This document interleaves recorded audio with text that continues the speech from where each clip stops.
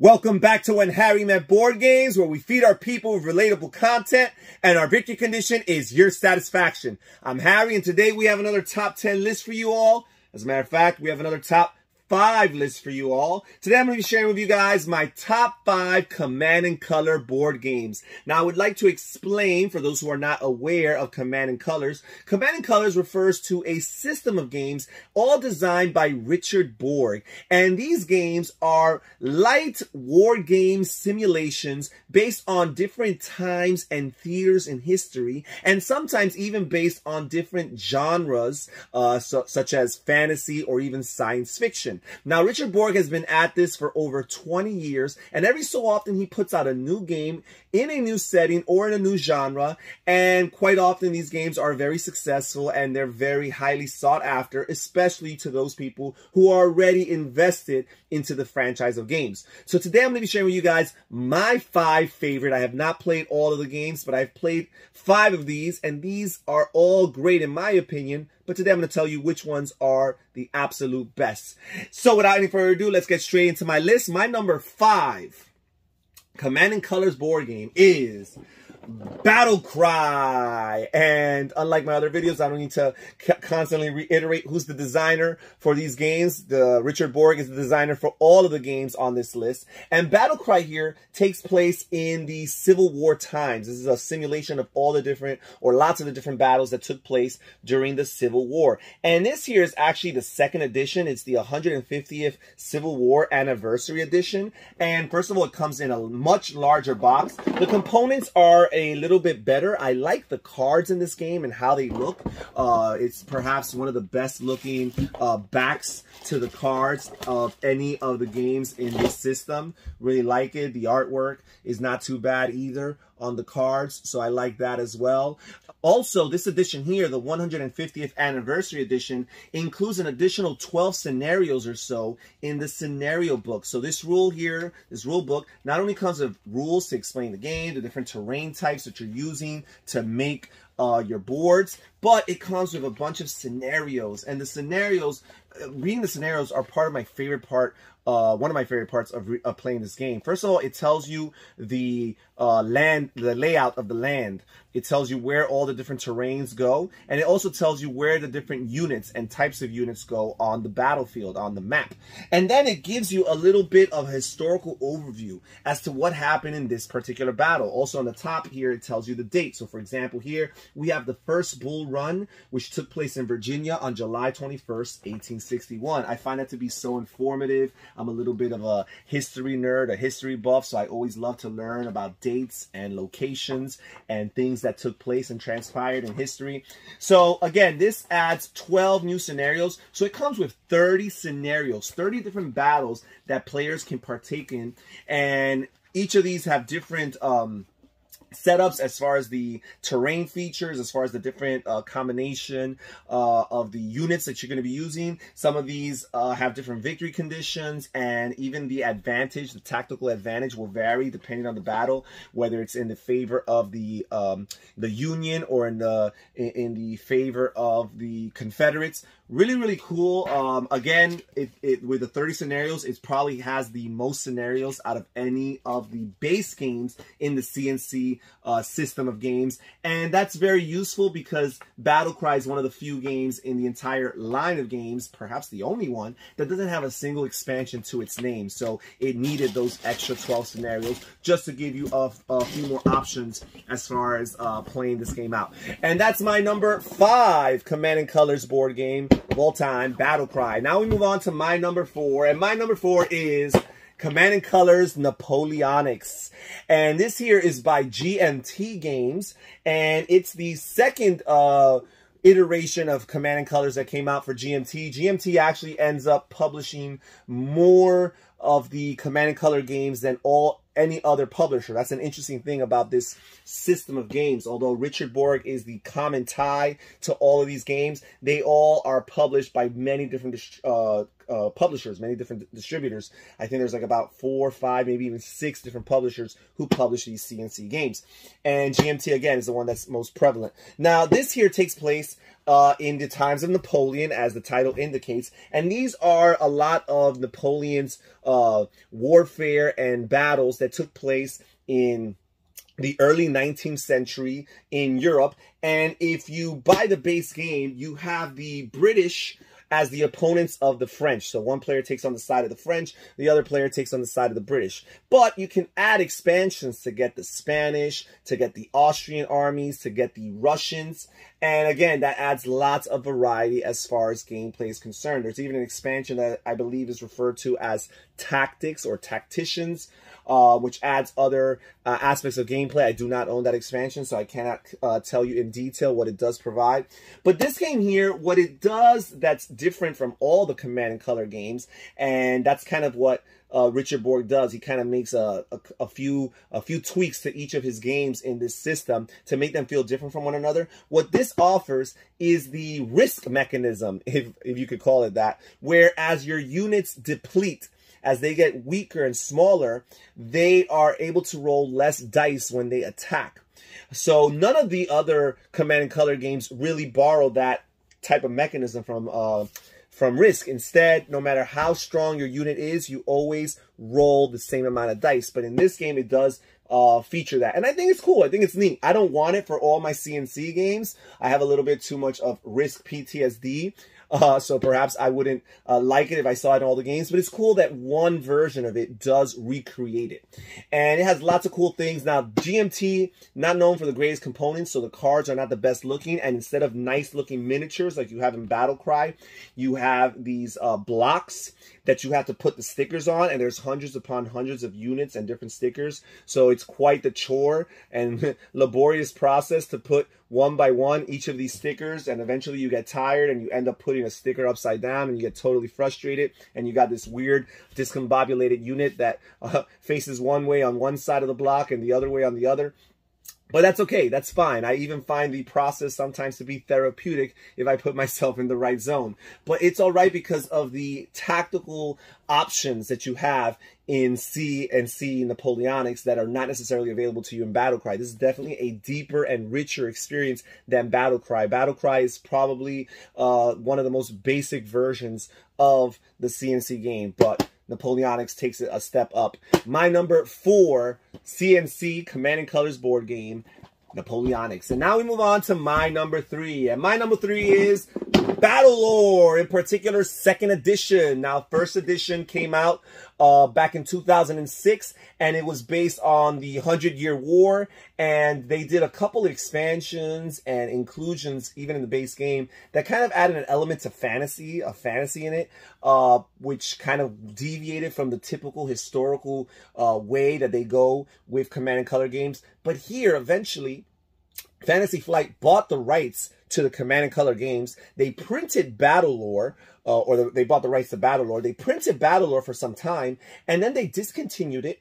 And then Robert Kuba here, he kind of redesigned it, made a few tweaks, and he created the Battle of Westeros, based in the Game of Thrones or the Song of Ice and Fire universe. And then eventually that went out of print, and then it was reimagined as Battlelore 2nd edition, but this actually takes place within the Terrinoth universe, which is the flagship universe of Fantasy Flight games. And that is such a cool, neat thing. First of all, I'm a big fan of Terrinoth, and it's kind of refreshing to just have a different perspective as far as the CNC game is concerned. I enjoy the mechanics, I enjoy the mechanisms, but here I am immersing myself in my Terrinoth universe that I know, that I love and enjoy. And one player takes on the side of the good guys, the other player takes on the side of the bad guys, and basically two of the differences that make Battlelore 2nd edition, or I guess Battlelore 1st edition for that matter, stand out is the objectives. In typical Command and Color games, the objective is usually to score a certain amount of points, which the points are scored by eliminating entire units. When you eliminate an entire unit, you score a point. Every scenario has a quota, a requirement up to a specific amount of units that have to be eliminated in order for one side to win the game. Here, that's not necessarily the case. You kill for fun. You kill as a means to an end, but it's not the end of itself. Instead, you want to capture and control particular spots on the board. You place these little flag tokens across the board according to the scenario, and based on that, you will determine which spots in the board are the most valuable and which ones all the players are coveting in order to occupy and secure them, so at that point, as long as they have control of it, they have that many victory points. And once you control a certain amount of these objective locations, then a player will win the game. Another unique thing about this game is that instead of having a scenario book like all of these other Command and Color games that come with dozens upon dozens, the setup for scenario here, it's a little bit modular in a sense, because you have these different scenario cards. I think there's like 7 or 8, and each side gets those 7 or 8. And simultaneously, at the same time, without revealing it, they're each choosing their side of the scenario. And their side of the scenario basically shows what their half of the battlefield is going to look like, where their units are going to go and what have you. And then you reveal it simultaneously, and then you place all your units and terrain features according to the scenario. So that adds a lot of replayability, because you would multiply the 7 by the 7, and I guess there's like 49 different options or so that you would have, or combinations, configurations that you would have possibly to start the game. So I feel like that's really, really cool. Also, when you put the units that you put on the board are arbitrary. You choose what you want to put. You don't have to be subject to what the rule book tells you or the scenario book tells you. Instead, what you have is you have these different types of units, and they're all worth a certain amount of power points. And at the beginning of the game, you have a specific amount of power points that you must fall within as far as all your troops. So you're budgeting. You're saying, well, I want this many of this type of troop because they're worth that many power points, but I only want this many of that other kind of unit because they're a little bit too expensive. I can't go crazy on them, because at the end of setup, you have to make sure that you fall underneath or at that threshold as far as those power points are concerned. So I find that that's another layer of strategy going even before the game, as far as what units do I want for this particular game, for my particular strategy in this battle right here and right now. And the other cool thing that this game adds is the lore system, which basically means, first of all, you have the dice that you roll to resolve conflict. That's how conflict is resolved in all of the Command and Color games. And usually you're targeting a unit, and you're hoping that the die face shows the face of the die that matches the unit you're trying to attack, and therefore that's a success, and you kill or remove one of their units. However, in this game, it takes the dud, because every Command and Color games has one side of the die that's a dud. It's an absolute miss. Nothing good can happen with that side of the die, no matter who you're aiming at. But in Battlelore, the dud is actually replaced by these little star symbols, which represent the lore. So every time you roll a dud, instead of having a waste of a turn, you're actually going to collect some lore tokens. And this kind of balances the game out, because there is a lot of a dependency on luck and good fortune as far as the dice roll is concerned. But when you're accumulating those lore tokens over the course of the game, if you have too many bad rolls, those lore tokens are a currency that you can use in order to pay for your lore cards. Because typically speaking, in these Command and Color games, you only have one type of card you're playing. You're playing your command cards, and your command cards basically do just that. They issue your commands. They tell you what section or part of the field you get to issue orders out to, how many units you can issue orders out to, and then you carry them out. However, the lore cards are even more powerful than that. They usually give you some crazy ability depending on its price. And these lore tokens are the currency that you're going to have to use in order to activate those lore cards and trigger their abilities. So if you lose too many times, you might be able to play a little bit of catch up by playing a really powerful lore card later on in the battle. Really cool, adds lots of cool, neat elements to this game. A wonder that with all the nice things I had to say about this game, it's still only number 3 on my list of Command and Color board games, Battlelore. And now we move on to my number 2. And my number 2 is many people's number 1, perhaps the most famous and financially prosperous of all the games in this system. And that's Memoir 44 by Days of Wonder. And this here is basically taking place in the World War II setting. And you have about 16 scenarios in this game. But the thing about Memoir 44, first of all, it's probably the easiest one to teach. It's very streamlined, plays very quickly. It probably plays the quickest out of all of them. And one of the reasons why it plays the quickest is because it introduces the tanks. And the tanks as a unit moves really fast throughout the board. And at the same time, they deal out a lot of damage. You also have the artillery, which is not dependent on line of sight. Lots of these other Command and Color board games, because they recreate or simulate battles of antiquity or of a time when technology was not as advanced. Because of that, it kind of simulates or recreates that experience through a slower gameplay. Memoir 44, reaching into modern times, the 20th century, the middle of the 20th century, it's able to capitalize on that more modern technology and kind of speed up the game in the process. So I think that's really cool and really neat. Also, with Memoir 44, it probably has more expansions.